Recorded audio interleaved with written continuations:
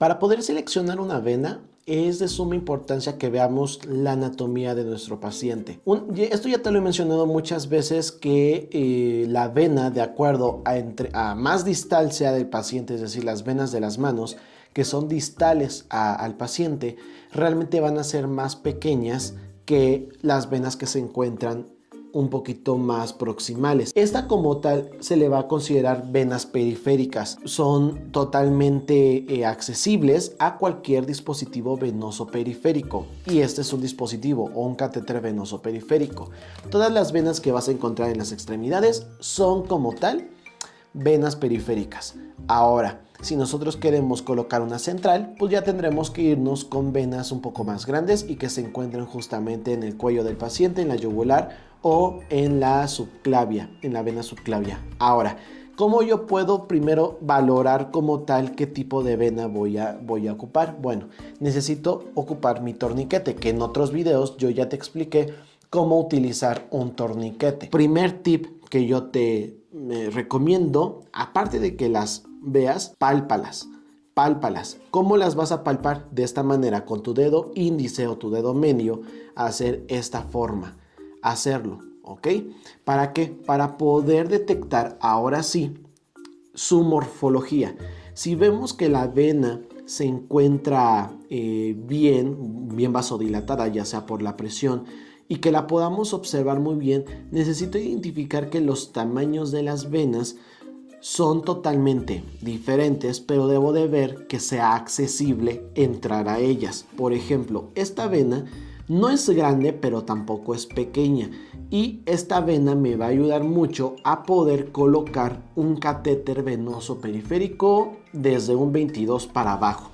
Toño, ¿cómo determinas todo esto? Pues porque necesito saber primeramente los tipos de catéter que yo tengo.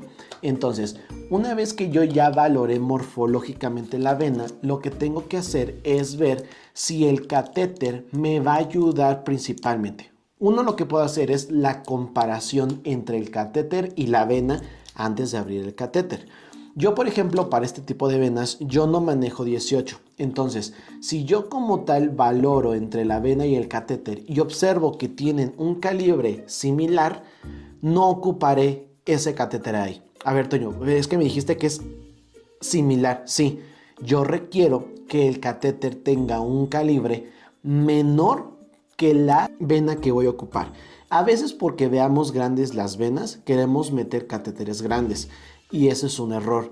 Necesitamos meter un catéter que sea de menor calibre de la vena, y al menos un catéter 18 es aproximadamente ideal en calibre para esta vena, pero posiblemente tenga más riesgos de que con este catéter, 1, se ponche la vena, 2, no se mantenga una muy buena permeabilidad, porque esa vena se puede como tal tapar, ¿ok?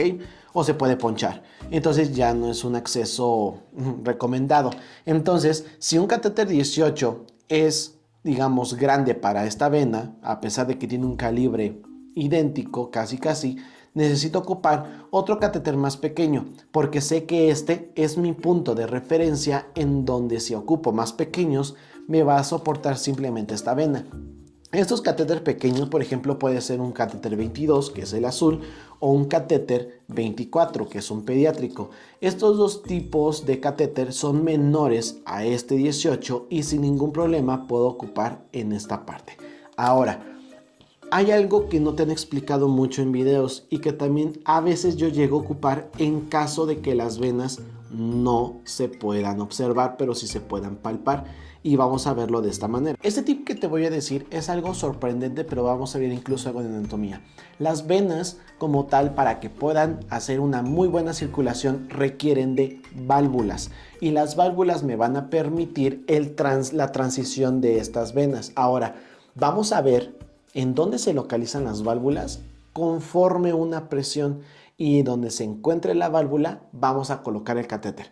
La válvula me va a ayudar a que el catéter se pueda mantener dentro de la vena, y eso me va a permitir que el catéter no se deslice y poderlo fijar de forma efectiva. Vamos a ver el ejemplo y vamos a conocer una válvula. Una vez que nosotros colocamos el torniquete, podemos ver las venas. Ahora, Para que yo pueda fijar bien un catéter y que la colocación sea correcta, necesito primeramente ver dónde se encuentran las válvulas de las venas. Así, a simple vista no lo puedo hacer. Yo lo que tengo que hacer es tomar la vena de lo proximal de mi paciente y quitarle retorno. Ya le quitamos. Ahora lo que tengo que hacer es soltar. Como puedes ver, la vena se vasodilata en esta parte, pero aquí ya no tengo dilatación. Aquí ya no tengo la vena, pero aquí la puedo observar. Aquí donde estás viendo, tengo una válvula en una vena. Entonces aquí me ayudaría mucho a fijar, y una vez que fijo, coloco el catéter, pero lo estoy colocando adentro de la válvula. Lo mismo con el otro extremo. Si yo quiero saber en dónde está la válvula, tengo que quitar el llenado. Y como puedes ver, tengo la dilatación aquí, pero aquí ya no la tengo. Aún vea la vena, aquí tengo como tal la válvula y aquí es donde tengo que colocar el catéter. Entonces, estos tips que yo te doy es para que puedas colocar el catéter sin ningún problema de acuerdo a la válvula que presenta cada una de estas.